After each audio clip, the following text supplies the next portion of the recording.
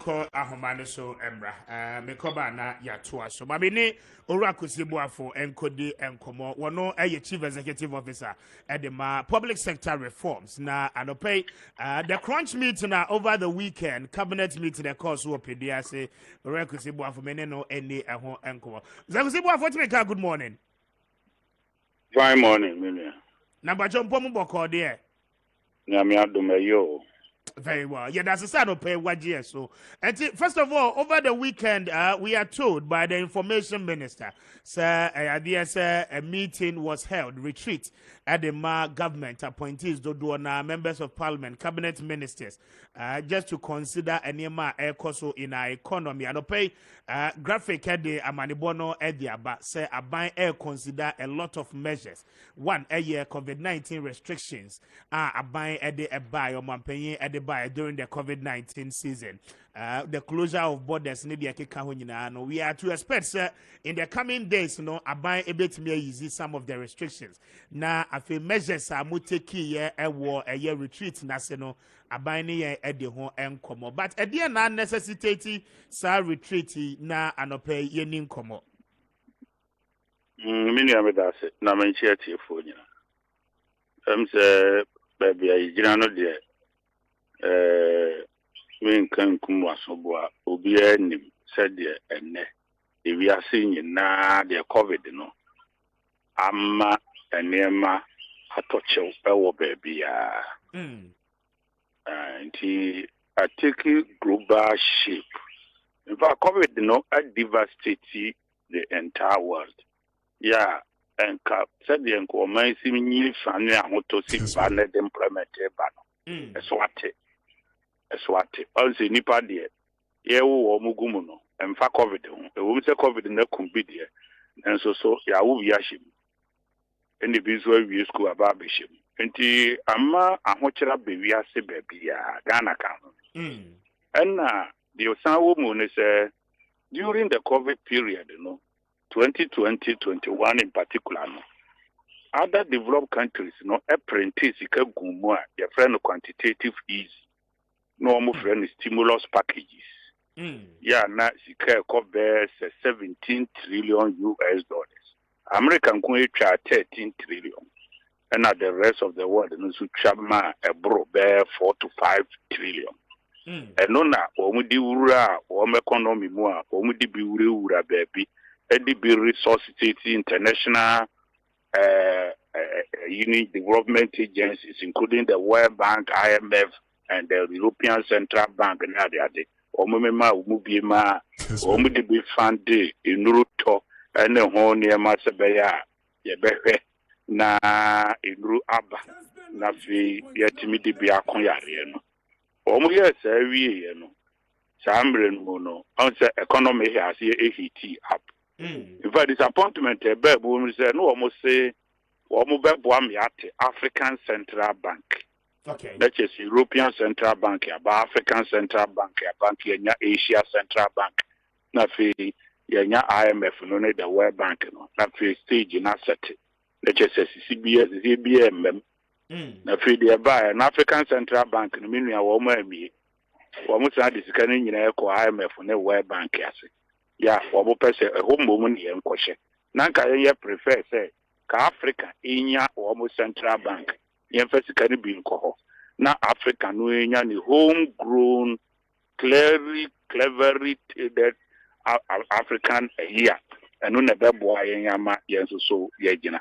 And so manisa.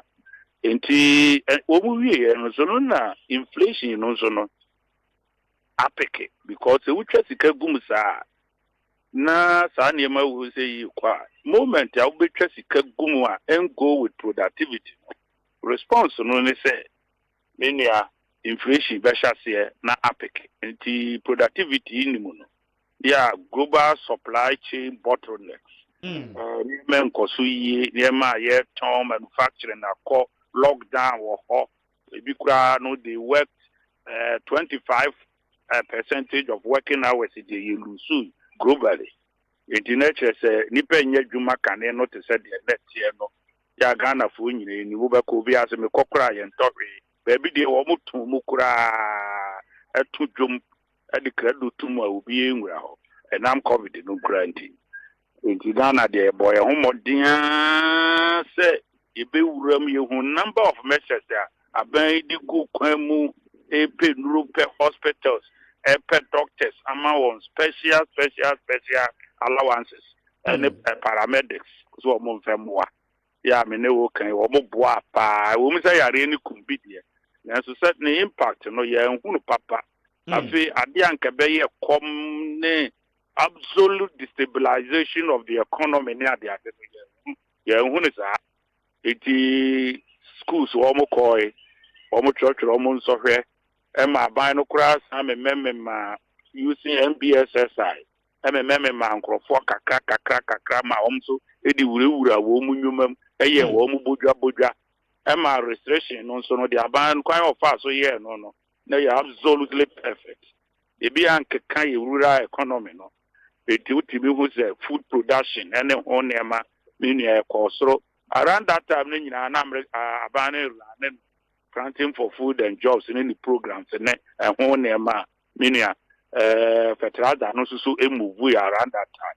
Until we are nearby, yeah, Ghana credit me to be my other countries. Yeah, will be a nuclear. Into a comfita, pay cum cototria and we answer there. Meaning I am who be Ghana. Emma, I won't fa baby, I'll be Fabia, Bordia, Nego, Baira, Nego, no more. Empo, now open a bro bag, articulate Makura, no Kuruzika, Sabeka. Ne bonu momuna, a mupeja, and a face, or sounds so so. Apart from that, no, abandon ye ni pedi. Well, you mem, Nanko was about to be in probably 15% here. Unyaku could draw no this edgemano. Nanka, a take budget deficit now running. And the good Minya could draw this edgemanoa. Emma, ye penny be especially one more running essential services. No, Nanko Senka, ye be ready. 83 edgumum, and so abano and Yanisa, who treat ya womoka. Emma to baby court to two or more Katiamo, I mean, no Case Curano, a Catiano Curano, what to bear 7%. Yeah, if we are sim who sign your money be, baby. I feel what some yet to a bar, not feel what sounds so, a year choir road construction, coso. So, in the midst of even COVID, pandemic and a crown is a ravaging of COVID, Ghana Hakurano, Nabano, and so recover through that difficulties. The government prepare itself for recovery. It says our recovery is no and ye face the friend of headwinds. Near maybe a bop at a bri. Yeah, ama inflation picky we are seeing na mafuel bo and so pejan mu about the pair interest rate or might have seen raise interest rate or developed countries, you know. Or my yes inflation better or marry. Canada inflation a move called 5.1%, the highest ever since 1990. Omu inflation at this EBITDA. US past 40 years, omu inflation depression era any recession. Omunya US are hit over 7.1% inflation. I pick it German inflation. I pick it all other countries. Into almost interest rate now, cost of inflation, the better or marry. And this is US crown gain, I think, when the year, no, I hit double digits for the first time since the Second World War. And we yes, and we pay interest rate, and to Federal Reserve, we pay interest rate. European Central Bank, pay interest rate. But also the Oko Asia, and so move pay lending rate. Or pay Musanoa, acquire say. Ebema wo kaya kesi treasure bill omu nyina kia pege. So people are all investing or emerging economy, developing the economy to say omu sanya beji omu sikano a retire investment no dia ko Europe and America ako invest or it is some of them are retiring their bonds that they procure any year omu to prematurely yeah omu in the form of dollars that they are go group as I speak to you now. It's a pressure back currency. And yes, I will import driven economy. What we say the city, no, import to baby the back. Industrial, you know, resource state, you know, ya shase de so emfa yi yeah was a boy a home thing into one district one factory no near the no mpk enya momentum no even though no there are improvements yeah we be me attested to that fact but Adam COVID-19 is slowing it down kakra am here who said the city yanka was a debano but still hono kura na ba no bo no home thing kakra at the boy industry no it no asha here Etibasa no Amagana so face fuel prices increases nibi. And now inflation apeke no. Na Ghana so inflation no so apeke. And now imported inflation for goods and services and a year ever free other countries. And they say shape okra then yame by yatum elu prebo yatum bibia yatum baby no akra de Sri Lanka or me and print exams papers. It was my cancer or more exams. I see. But you know, as I'm so many me print it. If you know crowd there, you have band in Ghana, won't taste as we say bitter. What we say the city, no. Yes, say, yes, as a 4 quarters or a year, exam people. What you say, but it is happening in Sri Lanka. And Amana Basa. And Amma, you facing difficulty, which is a fact. Now, me and Becca move better, a couple to me, you say, maybe near Memonin information, near ma, maybe what by you tell me change media meetings you movie.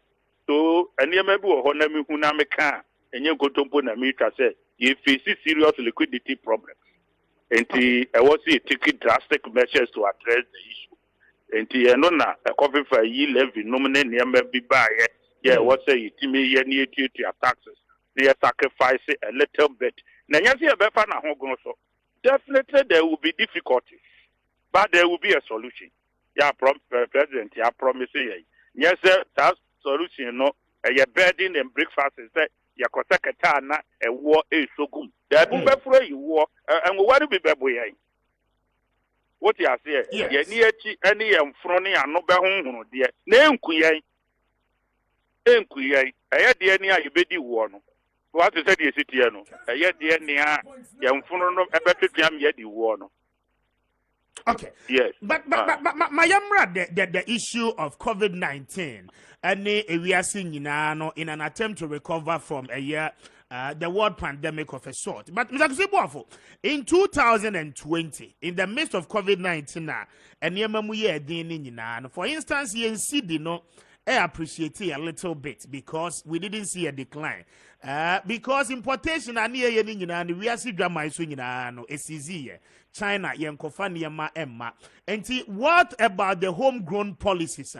Are buying a put in place. At the end, even at the point what pandemic mono, we were appreciating, but rather no pandemic here, yes, I bring no. Yes, I go back to our old trends of doing business.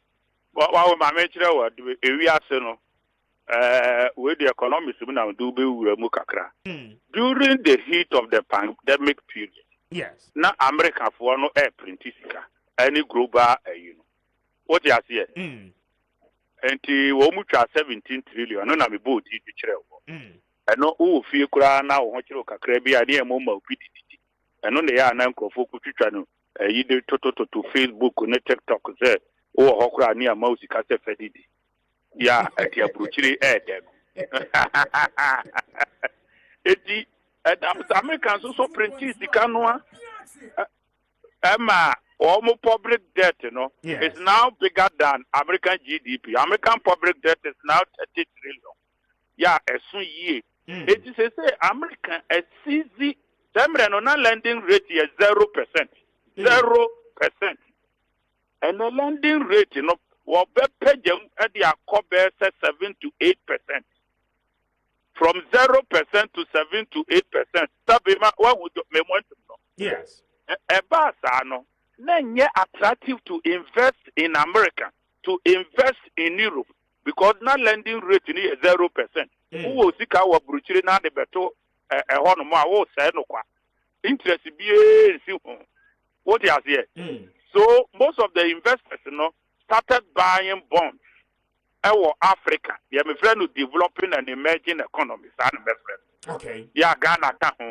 So they started purchasing bonds. Until another you flow to bond yes I oversubscribe so at me dey na say yes Matthias profo no bebre wie wo mu sika no ba ya ha na wo mu di be sie ya wo mu be invest yes be ya wo mu sika no ensi ho be ba ho cause that America is 0%. Eko Europe nso ba bi is 0%. Akosura na 0.1%. No the ba be true Ghana ha no nya no 9%. We nya 8.9%. We nya be 11% in some countries here. Meaning so they started moving their dollars into our economy. Okay. It is similar. We started registering surpluses, reserves. The reserves removed per coin. We nearly got to $11 billion as foreign reserve. Because na omo be invest wa na sambre no so no gold bo nso so bu epeja e wo wi ase e bi hedge wo mu sika no e wo gold instead of you know what the koto gold ene ho niama enti gold do bo no so peja e ma ye so export to gold and also the reserves in bi buy koko nso so anti amefo mu kura bum ta and also so timi boa e ma ye na ye su nuane no se de misika ye no ne nya bi di wa hanti eti na importation of nearby be locally produced rice no be popular ni edidi ene ho niema ye nyina ye eti e kan ye de so anka ye papa na fei na duru mra sabe amrofo no so apede mu returned all those investments back to their countries. And the tuning now woman to the ma woman be invest in Ghana ha no asha ye retire investment. Now, they go back to their country because the honor can in 0% here, and they will quite a bit me in 3-4%. It will feel said as developing the economy there. We see that why Sabi, we see at the Uber days, and that's all for them, and that convince need them. They are in a safe. And that's all for them, man. Yeah. And look around the annual crown or could be a bit through Bible. Now that got to go is need them more media. And I'm robber. Got them not to. I think say a higher bed 9%. In fact, Ghana crowd and I knew you fruit to be a code 20. So I'm roughly say, woman in your home, papa. And a business so the ometi be a camudia. Next we be so the woman dear call. It amma pressure by foreign reserve so. Yeah, I was saying it outflow of dollars eba and amount for so DJ we are. Yeah, na Brunya no di ya the following month no up to February no. E ho na niema e free ye ne ade ade ni tia no. Akọ inside and you want so pressure about mine so no there akọ yes I click FBAC.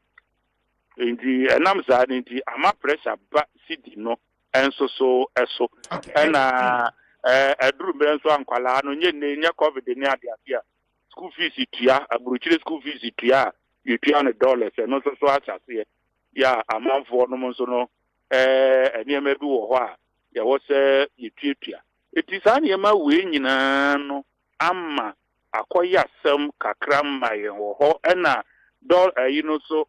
If you two bond no meaning and no cry no one say you're downgrading kakrebiaba any budget you know so metu Macau and then your money me wo yi levy so consensus to parliament yin no there was negative impact on the economy. Okay. It ebema investor no a bit create a little bit of apprehension.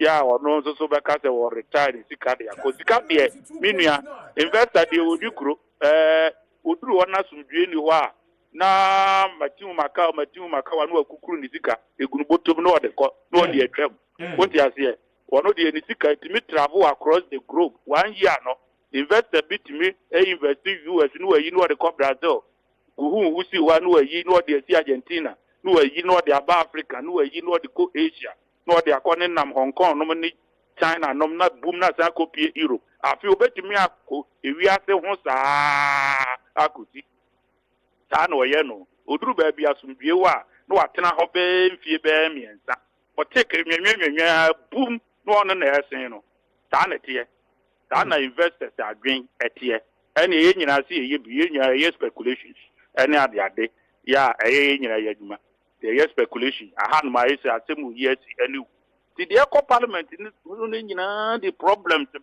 so definitely it will impact on the CD dollar relationship. It anti-Serbian, they said they can work COVID in Bremuno. And now COVID in Bremuno, so say, World Bank and Saka, the Kano American for printing, you know, or Mumma, meaning I thought you Yes. And no, probably at zero interest. And you be full up your foreign reserve. No, she says you can't be Mumma. African Central Bank and also aware. Wama ibin so and so ma. And as a wuhi munso so the near my kono. And you know, ama importation also as them up. That there and near man so ACT. Definitely imported inflation here and there. And I pay people retiring their investment prematurely and returning their monies back to Europe and America. And I feel so social parliament, hula baloo here and there, E-levy, NDC, MPP, fiscals in parliament. Media and also create a whole lot of problems. And on the occasion, this situation there, then let us adopt a home growth. Who's the former president, the great Tura Musa Munko IMF, knowing the consequences. So, or can't Munko IMF, and I can't say why a former president, even though some people may call him incompetent, why a former president, or can't someone, be fine, oh, yes, yes, you find a trasa into a two rare Munko IMF, moment or cancer, no, a creative apprehension, our investment market, and say, hey, any idea by an SC, one say, no, IMF. You see your mom sound called no minimum austerity, Nini may woman and the adeno. And no currently, I'm a confidence what economy no to other investors, you know, or much has here than creating and kakra the statement, you know, who make you know. Any business okay can say, any your mind of any coming from an MP, a member of cabinet committee, another finance committee, our parliament, it me bar. And yes, politics in some war, yen, you ever find say politics in tea, no okay can. Wait to a kind of stand on money, they are sacra, bro, yanko, I'm a funtamino, the end of your woo, or mano, they are crack, preaching negativity. The negativity will not do anything to the economy if the fundamentals are right. And I'm a boy.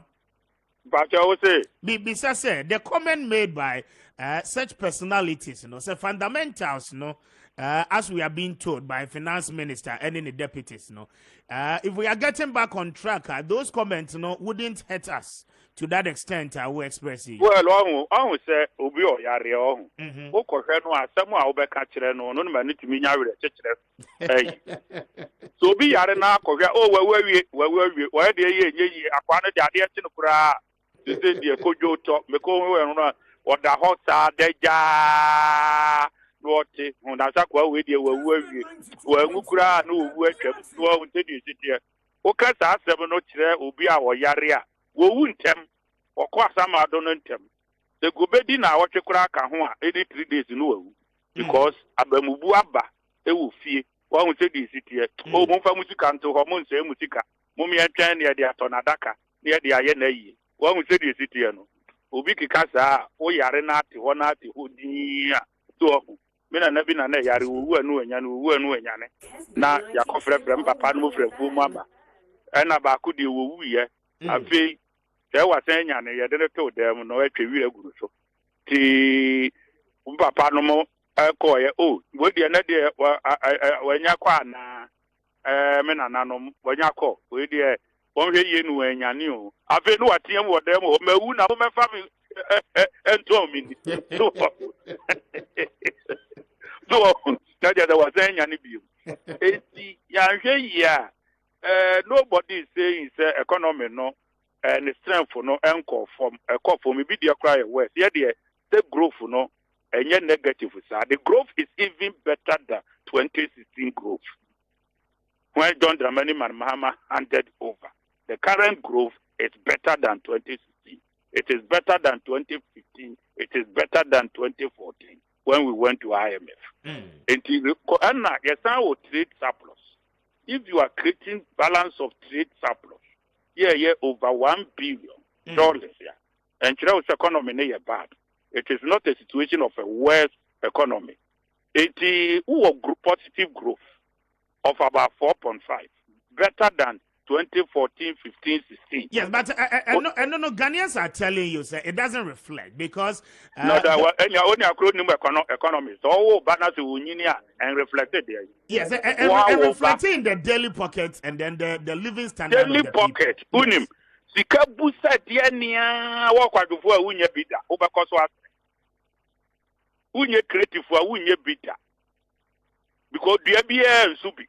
Eda duya biye nyewi. Where sika beba bottom. In the midst of these difficulties, let me tell you, some people are getting better. Depending upon your mindset. Anyhow, I'll be fine too. What you here? Okay. Anything you be see here. There are people now. Wobeni abre ten womu make life. Wobeni abre. People are taking advantage of the situation.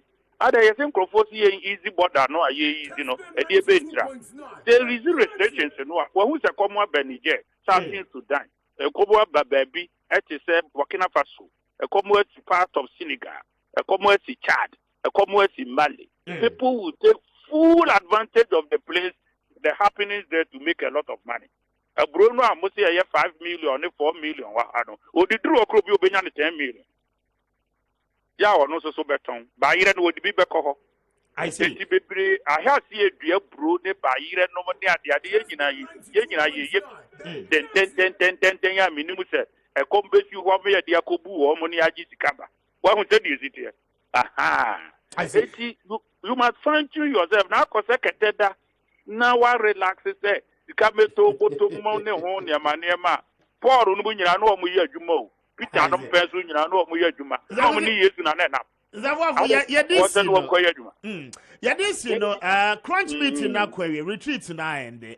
When do we expect the introduction of measures Modi Ebego in place to ensure some of the issues Ghana will face, you know, especially with fuel prices and then the prices of commodities on the market?